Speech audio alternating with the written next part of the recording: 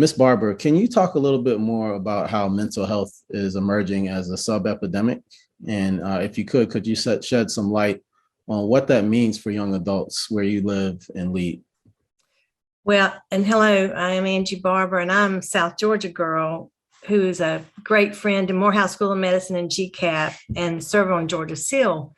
What our school nurses, and I serve with our school nurses. I am not a nurse, but it has broken my heart to see how it has changed the lives of our adolescents. I'm limited in our time tonight, but where it's changed their ability to go to school, socially, to even some of them to have a graduation or to be able to go with their friends anywhere, to watch this neighborhood where I live in an inner city neighborhood.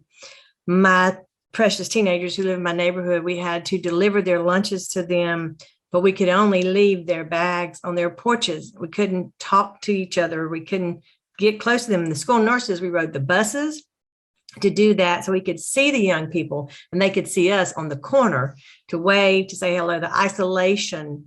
So what we've talked about, and one of my nurses, what she said, they've missed out on proms. I'm reading her quote: the dances, the sporting events, the graduation, the field days, all of these special moments have taken away from their emotional development, where an adolescent needs that socialization. They need, all of us need it. Some of us say we don't, but most of us do.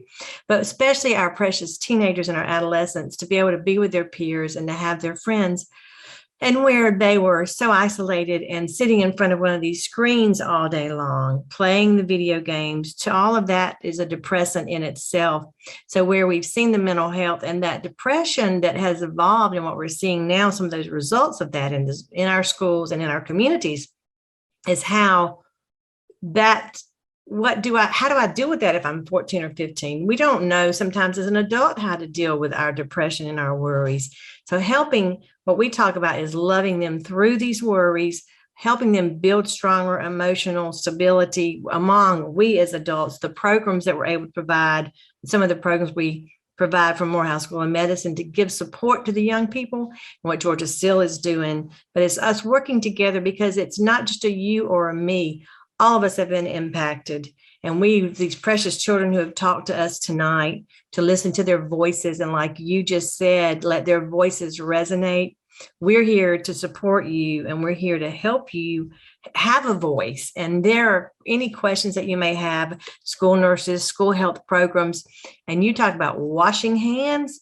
We're flu season now. Our masks, washing our hands, and we give vaccines in our high schools now. Y'all, it's one of the most emotional things I've ever done when I was registering these adolescents who would come up and say how thankful they were they could get a vaccine. Some of them tearful with their parents standing beside them that said they could get a vaccine, but I could not. So we've seen an awareness campaign there that I never really, you knew it was missing, but it's been a very emotional, tender thing to see them be able to have the vaccine, and breaks my heart and hurts my feelings for those who will not vaccinate.